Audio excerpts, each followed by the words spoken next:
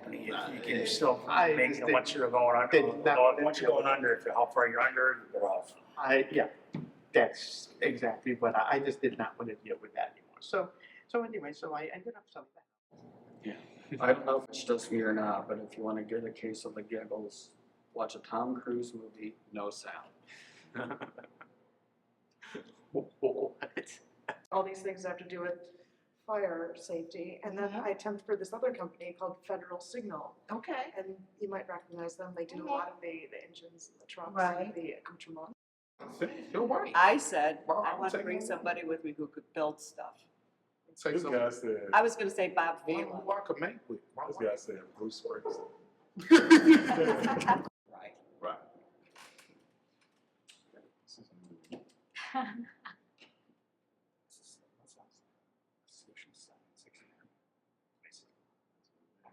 How long have you all been singing?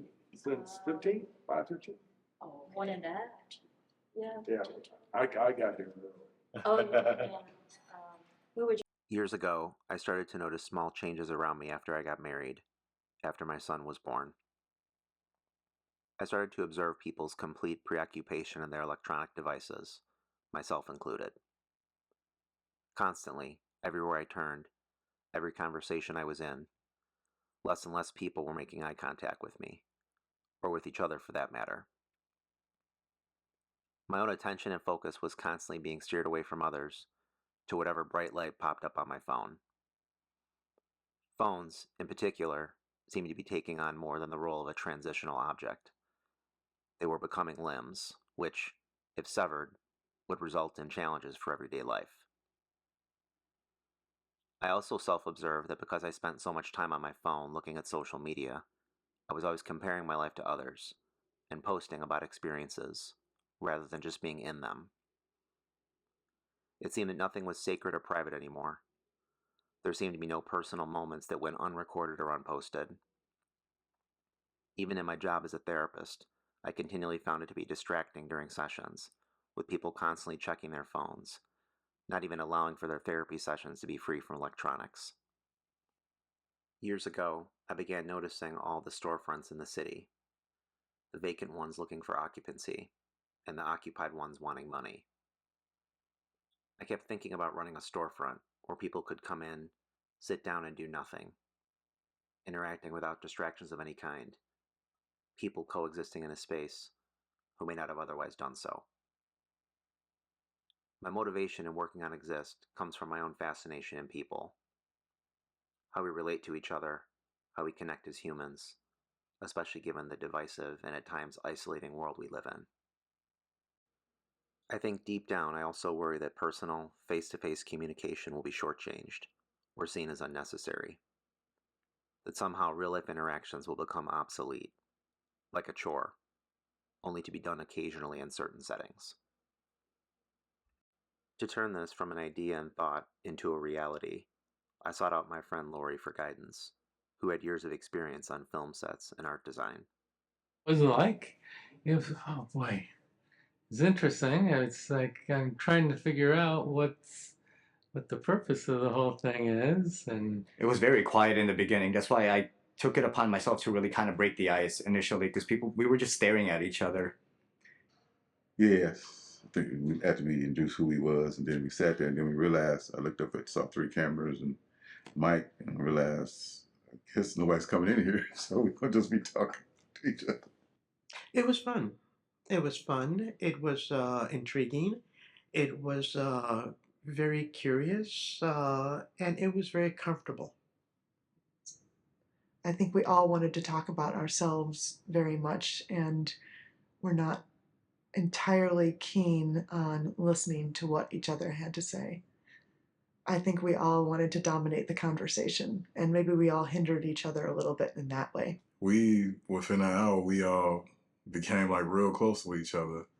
We all linked, and we all shared the same opinions and thoughts, and we had great conversation, and it felt like that hour was only 10 minutes.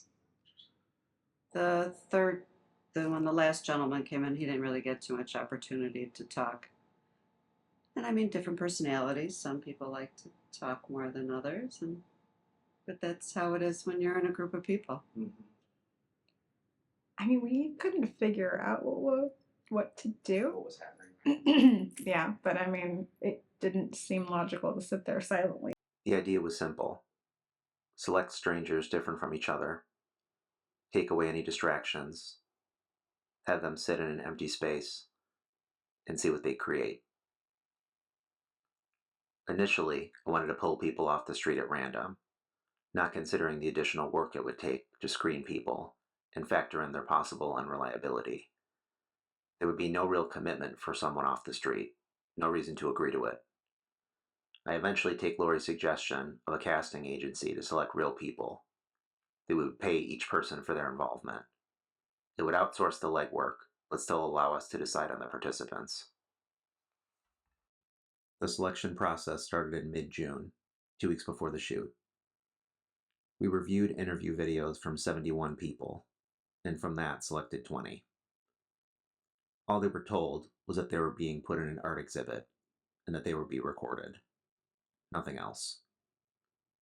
Lori and I discussed that we did not want to deceive anybody about the filming and the cameras, and thought that being upfront about that part at least should be the approach. We were looking for people genuine and authentic, people that didn't seem to be performing in their video.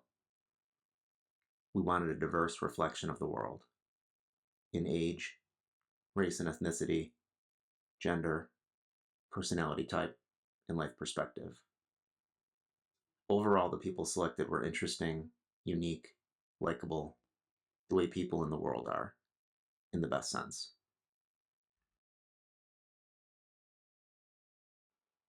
We decided on one group of 2 people, 3 groups of 4 people, and 2 groups of 3 people.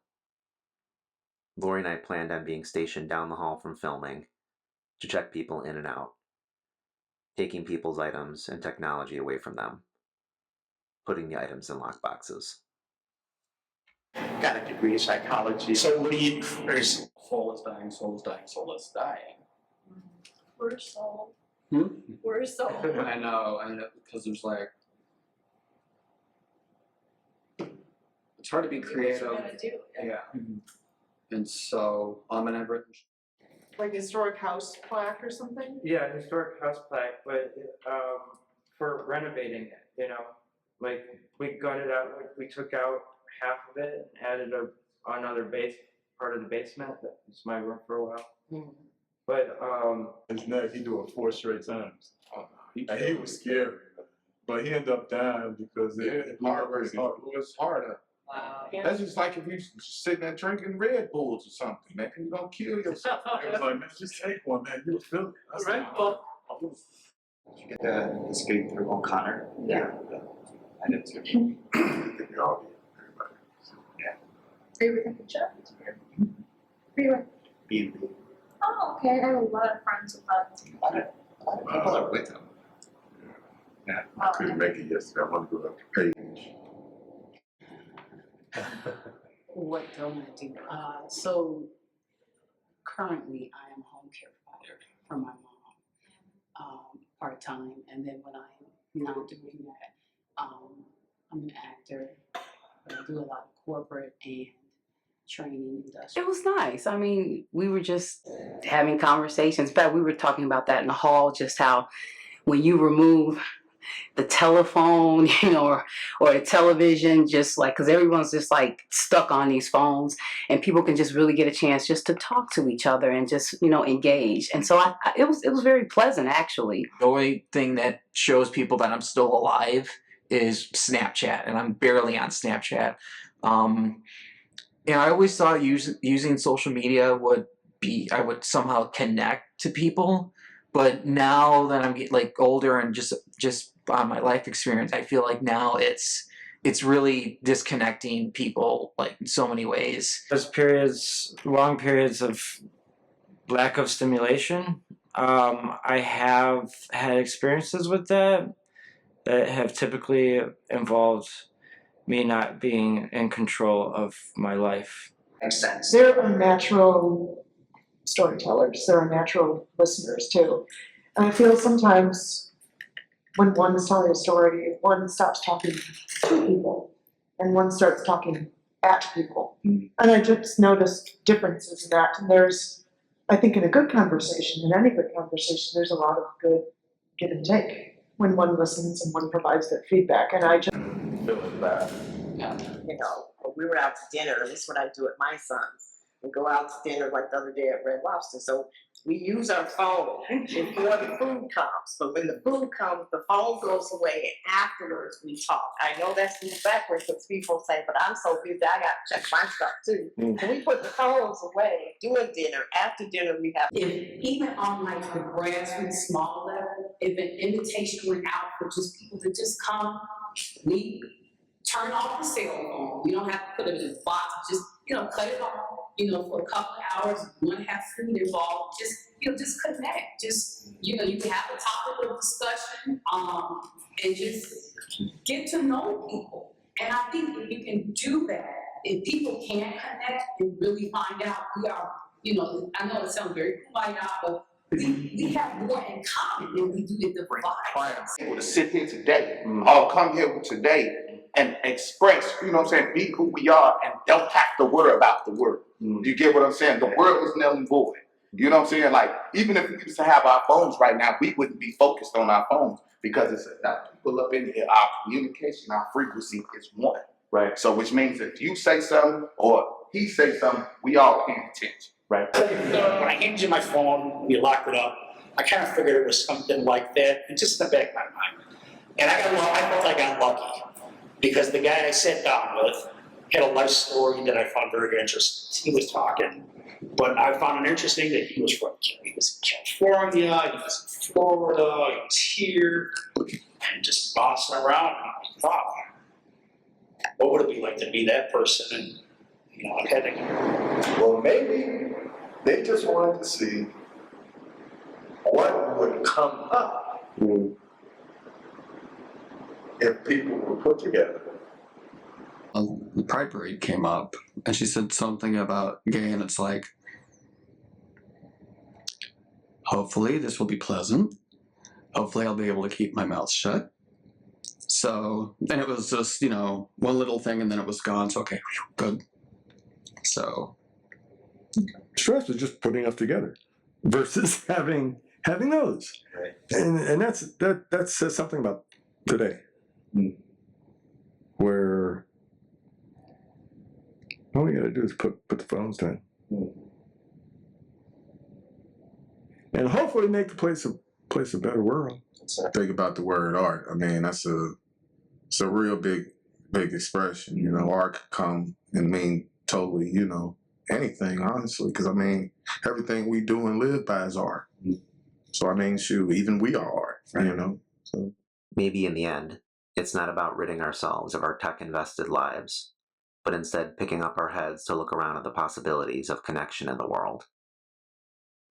Will this experience provide answers for the masses who feel disconnected through technology? Probably not. But maybe the point is that we have to start somewhere. I was not surprised to see people connecting in this experience. I think I just wanted to see it for myself again. That although technology has advanced, we have not lost our capacity to engage with others. There was an openness with people different from one another, allowing for possibilities, despite being strangers. Sometimes all it takes is a few words or eye contact to remind us that we do exist, to others and to ourselves, that we are not alone in the world, despite these self-created silos, that maybe regardless of our differences and struggles with each other, whether we like it or not, for better or worse, we are all we have. I guess it's just one step at a time. Something I've started doing, and anytime that I go outside, I always try and do one thing. It's like picking up something off the ground that doesn't belong there. I smoke. It's like not putting your cigarette on the ground, but just flicking the fire and throwing it in the garbage can.